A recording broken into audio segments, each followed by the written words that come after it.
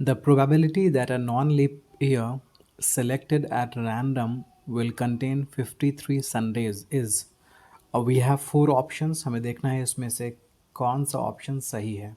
तो पहले हम नॉन लीप ईयर की बात कर लेते हैं. ओके, नॉन लीप ईयर में 365 डेज होते हैं एंड लीप ईयर में 366 डेज होते हैं. 365 डेज होते हैं नॉन लीप ईयर में. इन्होंने नॉन लीप ईयर की बात की है, इसलिए हमें मालूम होना चाहिए कि there are 365 days about which they are talking. Okay, अब इन्होंने बोला है कि इस नॉन लीप ईयर में 53 संडेज़ होने की प्रोबेबिलिटी क्या है. ओके, तो आप देखो, एक बेसिक चीज़ समझ लो कि एक हफ्ते में एक संडे होता है, एक मंडे होता है, एक ट्यूसडे होता है, एक वेंसडे, एक थर्सडे, एक फ्राइडे, एक सैटरडे. ओके, ऐसा होता है. अगर आप 2 हफ्तों की बात करो, लाइक आज से, ओके, 2 वीक्स की बात करो, मतलब 14 डेज़ की बात करो, आज से लेकर नेक्स्ट 14 डेज़ की, तो आप देखोगे आज से नेक्स्ट 14 डेज़ में there will be 2 Sundays, 2 Mondays, 2 Tuesdays, हर दिन 2 बार आ रहा होगा. तो समझ में ये आ गया हमें कि जितने वीक्स होते हैं उन वीक्स में उतने ही दिन होते हैं. मतलब संडे भी उतनी ही बार होता है, मंडे भी उतनी ही बार होता है, ट्यूसडे भी उतना ही टाइम्स होता है. ये समझ में आ गया ना.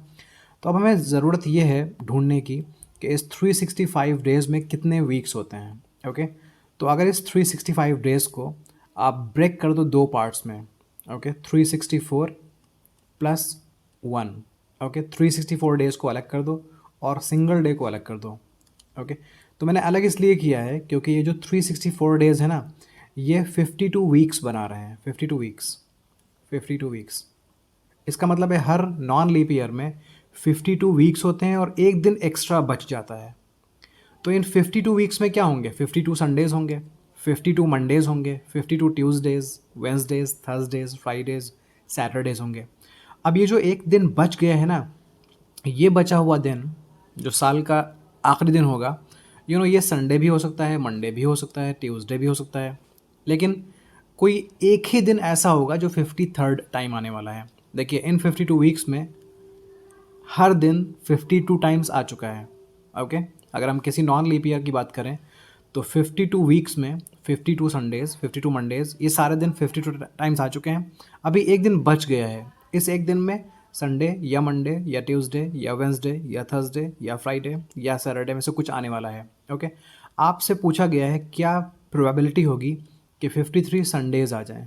ओके, तो आप देखो कि इस एक दिन में जितने दिनों के आने के चांसेस हैं वो हैं दिन 7, क्योंकि उन 7 दिनों में से कुछ भी आ सकता है. तो टोटल तो है 7. ओके, और जो दिन आप एक्सपेक्ट कर रहे हो वो सिर्फ संडे है, तो संडे एक सिंगल दिन की अब बात कर रहे हो. ओके, तो यहाँ पर आप लिख दोगे 1.